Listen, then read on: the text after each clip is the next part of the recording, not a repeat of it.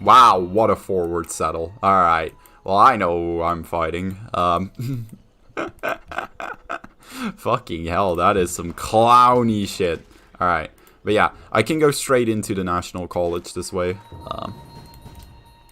Imagine forward settling that hard. Alright. Well, I hope he's ready for some fucking action.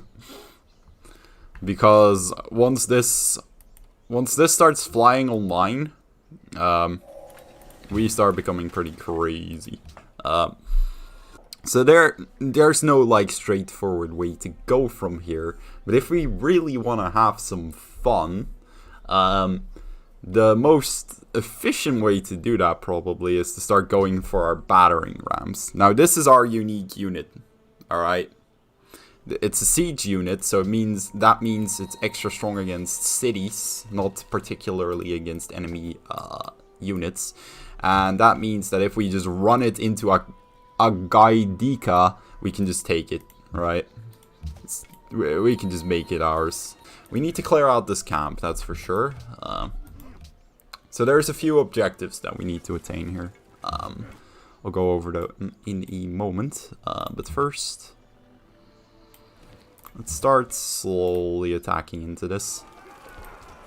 So yeah, we need to get rid of this. We need to finish this National College. We need to get a worker up in our city. We need to build the barracks so we can start every unit with extra XP, allow us to upgrade them, or allow us to promotion cheese, but we've actually disabled that in multiplayer games, or because here's a little Civ history. I have played this game a whole lot with my mates, right? And one of the things I did was build all the military, XP upgrades, and then I'd go into a war and I'd have like free promotions at the rate. Okay, I'm gonna take this unit and bam, we have a worker now, so we don't even need to buy it. It's great. So yeah, we'd start a war. I'd have triple unit promotion at the ready, and I would just the moment one of my units got hit, I would instantly heal it, right? Which is really useful. Because okay, so while it's really good to have an upgraded unit, if you essentially have a unit that you can repeatedly heal up to bait out movement from your opponents because they're going to kill it, you can really get some mind tricks going. You can really start doing some damage. Alright. I want to research sailing because sailing allows me to get some fishing boats in and start working this style and this style. And get extra food from those. We have just gotten our worker over here so we can start building a camp. And now it starts becoming a little bit more important that we actually defend our borders. Alright. We are in a really good position now, because we can start working on the lost things, aka these two fishing boats. Maybe if we get a lighthouse, we get slightly more food and production from working these fish. So we're gonna do that as well. Then we finish our barracks, we get our units up and running, and we start to run down this game. Alright. It's gonna be grand. So yeah, fish is a resource. You need to build a boat to improve it. You can't just put a worker on it and expect that to work out, sadly. So one thing worth noticing is I build a monument, but then I also went for legalism in tradition, which provides a free culture building in my first 4 cities. But I already have a monument, which is one of those culture buildings. So then the way the game works is it will move up the culture building, and as a result I will get a free amphitheater rather than a free monument. Now normally you would have settled another city by now, but again, I have emphasized a great deal that I want to quickly upgrade this city and then start running over this city and maybe a little bit over here. But we are building up the war machine right now, essentially. And that's a lot of... Like, most of the time you don't want to do that.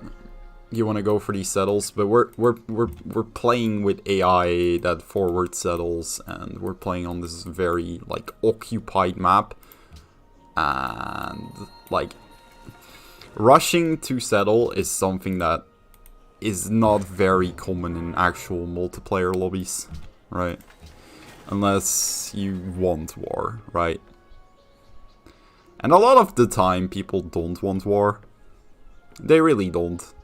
So people will talk, right? People will be open for some discussion, because they don't want this to happen. They don't want me to start building battering rams, right? But the AI doesn't give a fuck, and that's fine, because I'll just crush the AI under my foot. So I'm going to emphasize that these tiles over here that I can park my battering rams in and start hitting his city with are open terrain.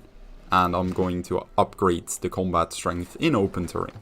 So yeah, you'd be better off preserving that unit promotion, right? To see how the situation changed. But if I was playing with multiplayer rules, I wouldn't be allowed to do so. So I'm gonna stick to that for now. So I'm not trying to build this army just to defeat Agaidika, right? Ooh.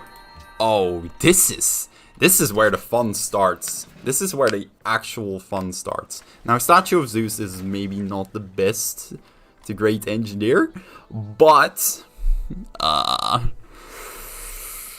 oh boy, it has its benefits. I'll do that in a moment. All right, let's start building some horse archers.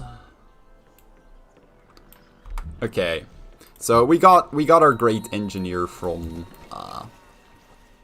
as a reward from the Artemis, right? So I got a Great Engineer point every turn from the Artemis, and we are now seeing the benefits because we got ourselves... Okay, 1 second. We got ourselves the Great Engineer. Now, what can I do with this? We can get a religion by going for the Hagia Sophia, which is actually maybe the best play. Okay, never mind. So we can just manually build the Statue of Zeus, right? And because of this, we now have a great prophet. We can find a religion. There is one religion founded, but that's okay. This kind of looks like a reroll. Our clan. Okay, they probably left all the good ones in there for me. So with a religion, it's always a little bit of a looking what to do. First of all, I can choose a Pantheon. Now, a Pantheon is usually an early game thing. You build a shrine, you get about 15 faith, which takes about 15 turns, and you can get a Pantheon. I didn't build a shrine. I don't really give a fuck most of the time. But I'm gonna take fertility rights. I'm gonna stack the plus growth rate from Artemis with this to start really exploding my civilization. I'm gonna take tithe, which is usually the strongest. You get +1 gold for every 4 followers of this religion. Really solid. And let's see. I would go for the 15% faster growth rate, if not at war. That's usually what I do. But just a little spoiler.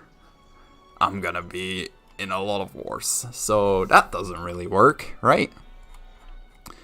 I actually don't dislike the extra production. I'm gonna finish the Zeus, and I'm gonna then be declaring my war once my final units are in position. We have a little bit of archery backup, and we have these battering rams. Alright, this is gonna be nuts. This is gonna be nuts. I look forward to this. Alright, start improving this quarry. So yeah, we spent the entire early game working towards this, right? You're right to worry, and it's time for you to die. Well, I was honest to him. I could have waited, but then I would have gone back on my word, and he would have tattled on me on the global community, right? I don't want that. Now we get the statues. Honestly, I could have moved my units in there already. It's not like they were gonna siege anyway.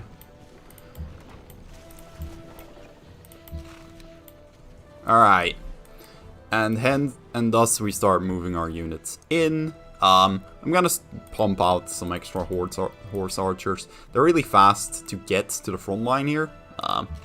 Which means that stupid fucking AI actually targeting my horse archer. This is part of why the AI is kind of bad, right?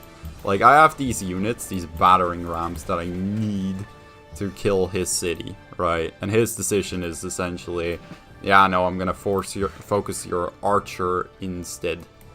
Yeah, once again, he's focusing my fucking archer. Yikes. Hey, a golden age has dawned. So if your population is happy, you start getting golden age points. I want to attack anyway. Stop it. I told them not to give me hints. So yeah, you see the whole battering ram animation there.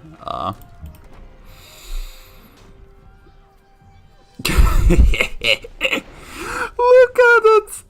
It's just fucking gone, dude. Kabam. We pillage 69 gold. Nice. And we create a puppet. So this is our city now. This is exactly what I said I would do, right? It's something that you're going to need to understand. It's a little bit like, for example, in Underlords, right? I could have rushed the levels. I could have settled my cities. But instead, I sat on 50 gold. And I just did a roll down, right? And I have now power spiked in such a way that I can run over my opponents here and start, like, winning in that way instead. Alright. Now, there's a few things that I need to prioritize. First of all, Chichen Itza is stupid strong, right? You gain extra, like, happiness, which is very important. The culture and the great engineer points. Nice. But the length of the golden age, oh, the fact that you can increase that is nuts. So I'm gonna go do that. I am now gonna have to start. Okay, first of all, I don't need to worry about the Shoshone anymore. They don't want to peace now, but they will want to peace out because they can't even go through this. Our battering rams are healed up. Now you might be wondering, where are you gonna use those? And that's very simple. It's fucking England. England was too close to me. And they will now suffer my wrath. But we might have a slightly... Wait, what?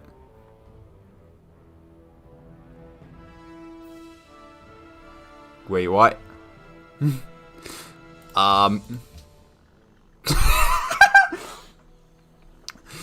Okay. So they just gave me their second city as a peace offering. So I might have to back down from England for a quick moment to stabilize my empire. To that end, it's actually better for me to cap this. Alright. See ya, England. You get to live this day. I can connect my empire now if I just go dropkick Siam instead, right? Which is actually a much better play at that point. Because I get their cap. This is open field, so my promotions actually do work in this. And it connects my empire, so I would then build a road between these cities, and then this, and we'd be grand, right? We'd actually have an empire. So we're gonna go work on that. This time I lied, by the way. I was asked, are you going to be declaring war? I fucking lied. Alright. Although I could have maybe declared it. I wasn't sure how in position my units were. I kind of forgot. But to be honest, they were pretty in position. Let's go. The world will know of your treachery. Big fucking whoop, my boy. Alright. So we're moving all our units in currently.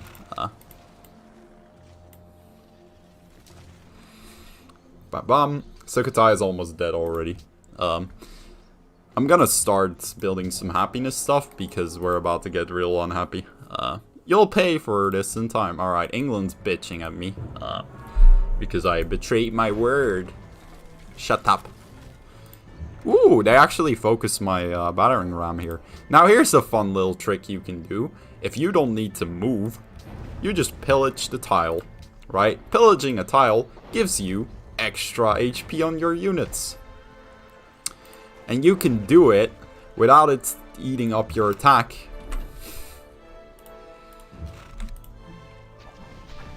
Quickly shoot it down. And the battering ram. And we just took the capital of Siam. And we puppeted it. And now starts becoming, or this game starts becoming a little bit crazy. As soon as I get Siam, you know, to sit down and just accept the state that they are in, I can start stabilizing and I start just being ahead, right? However, if I felt like it, I could go conquer even more of Siam. There's literally nothing he can do to stop me. But yeah, we have an empire now, right? Again, we set up for that in the early game, and we are now there. And that's pretty much early game Civ in a nutshell. I really don't feel like I need to show you guys anymore, because I've already shown you, you know, how you win the early game. It's great. It's I love this game so much. Like, this is just one of the ways, right? And this is just against Prince AI. But we already managed to show off so many things about, you know, how to play the early game and how to get the most out of your game. And this, like, I am now in a position, I've played this game enough. I've won this game. Admittedly, this is a little weird, but if I hadn't done that, I would have taken London instead, right? Or I could have still taken Sukhothai. If I hadn't gotten this, I could have still taken Sukhothai and London. So, like, I feel like that's the way you need to reason about it sometimes. Most of the time, here's the thing, right? Tradition, it gives you +4 culture buildings in your first 4 cities, and as a result, you also get +1 aqueduct in your first 4 cities. As a result, here's the usual path your game goes, right?